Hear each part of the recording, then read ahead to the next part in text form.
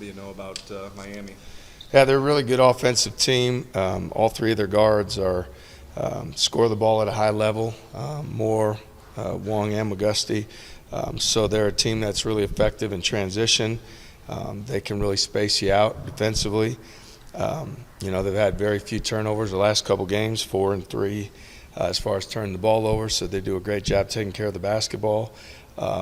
They're a good team. I mean, they've had some really impactful wins. They're playing with a lot of confidence right now. They've got a veteran group, one of the older teams in all of college basketball. So, really formidable challenge. TJ, how do you describe kind of the parity in college basketball right now? You guys are an 11, Miami's a 10. It just seems like there's upsets happening, but are they really upsets, or is there just so much parity? Well, I think there's teams that have maybe more perceived talent, maybe not as much experience in terms of age and veteran play and older guys. Certainly chemistry and guys liking each other is a factor at this point in the year, guys playing together and with low ego. And I think what some teams run into is you've got guys that are playing for things individually, or they believe they are at this point in the year, and teams that can be together and stick to their identity and be who they can be are ones that are able to have some success. So I think that's where some of the parity comes in when you look at some of the teams that have more of the perceived talent that haven't maybe gone quite as far. What's the challenge for your guys in staying focused when there's more media responsibilities, there's not the routine that you guys would normally have for games, for these leading into Friday? Yeah, we've tried to recreate the same routine that we have done throughout the course of the year. So even in terms of off days and our recovery days and practices and things. So we're pretty close to our regular routine, and we'll continue to do that. Our guys are a low ego group, so we feel confident that when they have these type of obligations, or these opportunities, I should say, the opportunities, that they understand that it's a credit to their work habits and the things they've been doing for a long time, and to not let it be a distraction or something that gets away from their focus. But they've been a group that has been really focused. I don't worry about that with our guys. It's more about us continuing to reconnect to what our habits are that have made us successful, and continuing to do that here these days leading up to our game on Friday. At a time when some coaches get to this point, they're tightening their rotation a little bit, you kind of went the other way. Why? Just go through the reasoning for that. Well, we look at each game as a unique opportunity and independent of the last, and what do we feel like gives us the opportunity, being the best chance to win. Some games it might be to play a bigger lineup. Another game might be to start somebody else for one reason or another. Another game it could be to play 4 guards for something that we see on film. So we're fortunate to have that flexibility to be able to play games where if we need to utilize more depth, we can. If we need to play certain guys, we can do that as well. We've just looked at it one game at a time and never really gotten ahead of ourselves. It wasn't something that we planned to do or set out to do. And so it's something we'll continue to look at and what gives us the best chance to win come Friday. We talked a lot last week about you and Tyrese get to go home. This week it's George who gets to go home. What's it like to see him get to do that as a senior? Yeah, it's pretty cool. Certainly to play in your hometown in front of, for me, what was really neat is to have high school coaches, college coaches, grade school coaches there, guys who have impacted me and made such a difference in my life. Those are the ones that really mattered because I want them to know. So hopefully for George, it's that same thing. Some of those coaches are people that have impacted or influenced him through the years that have helped him get to where he is. For all of us, there needs to be a lot of gratitude and humility for the opportunity that we have, and then to make sure you stay in your zone of what you need to do to be successful. And hopefully when you're going home, it gives you that little extra sense of pride to focus on details and do the things that you can do to be at your best. Talked a lot on Friday about the game Tyrese had, but on Sunday it was Gabe that really kind of shined through for you guys. What did you see for him, and what did that mean for him to be able to have that kind of game on that stage? Yeah, really proud of Gabe. Certainly he's had some impactful games this year, had some big scoring ones.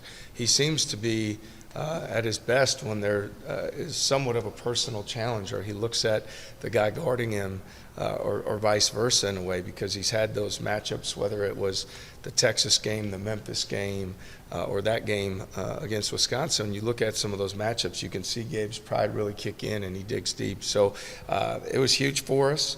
It's also a credit to him for being ready for the opportunity, and the part of our team where it's a very low ego group. Certainly Isaiah's had many impactful games in terms of scoring the ball.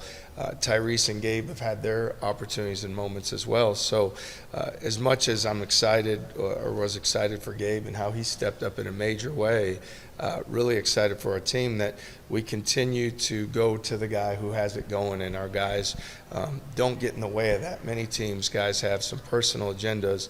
We're fortunate to have guys that are ride the hot hand. He pulls up for a transition three in the second half against Wisconsin.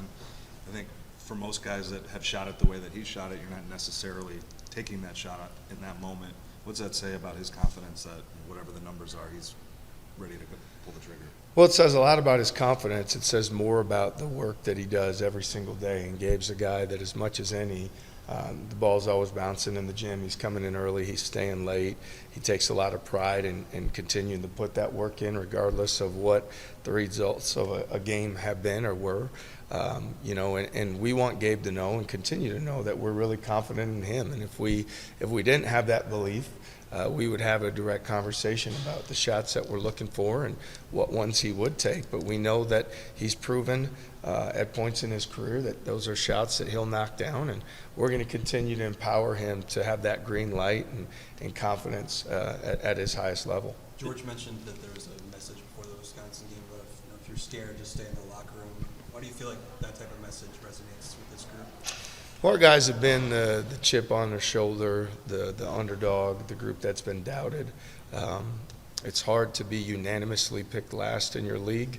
I think. I don't know how often that happens, and we were definitely unanimous. So I don't think there can be anybody that's more of an underdog, more of a chip on the shoulder, more to prove, more of a us against the world mentality. And, when we were playing in Milwaukee, and, there's a lot of red in the Fiserv, and it was 95% probably Badger red. So our guys know that if you're going to come out there, that you better be able to compete that much harder, fight that much more, because it's not just the other team you're playing against. There's other folks in the gym, and there's things going against you. So we need guys that have that ultimate toughness and grit and competitive endurance to play through those moments when it's hard. Does that mentality help as the moments get bigger and the challenge of kind of lingering in a big moment can creep in? I mean, and the habits you talked about, just that repetition throughout the season can pull you out of those things and just get you back on the next task. We need to be able to trust the work that you've done, and I would put our body of work in terms of how many hours we've put in and the sacrifice our guys have made against any. So when you get to the biggest stage, you need to trust those work habits and that time you spent. And our guys have put a lot of time in, invested that hard work in each other. And so even though there's been stretches, there was, on Sunday and every game we've played in, stretches where we struggle at times to score, we can't have that impact our competitive spirit, because what we've seen is the games come around our way when we continue to trust those habits defensively, when we're the aggressor, when we're turning people over. So we don't need to deviate. We need to just continue to be who we can be. I can't remember which coach said it, but one of your colleagues said there was a group text among Big 12 coaches in the league. Did that unanimous decision come up in any of those as a thank you or as a told you so? No, it didn't, and I understand the reasons why we were where we were picked where we were. We had first-year coach and a lot of new players and guys that hadn't played together, so that's to be expected. It's helped fuel our unity. It's helped fuel our every day when we work and we challenge our guys. It's something that we continue to call upon, and again, now we're past all that. It's trust our work habits, trust the habits we built, but there was a little bit of extra pride and sense of urgency as we built those habits early in the year, based on nobody had much belief in us outside of us. TJ, you mentioned how Miami doesn't usually turn it over that much. Wisconsin had a similar blueprint. Obviously, you guys forced them into plenty of turnovers. What do you look to kind of replicate from that game plan from Sunday?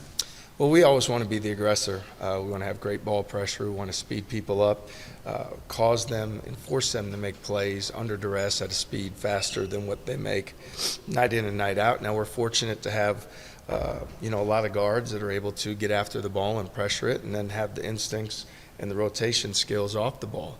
Our frontline guys have been effective communicators, so that's also helped us in that endeavor. When teams try to go into the post, bigger teams, we find ways to trap and double and speed them up and generate turnovers there. So, with our defense, I mean, in one respect, it's very predictable. You can watch the film and you know what we're going to do. And on the other end, if you haven't played against it, the speed, the quickness, the reaction time, the physical presence, it's different when you get into the game than what you've prepared for leading up to the game.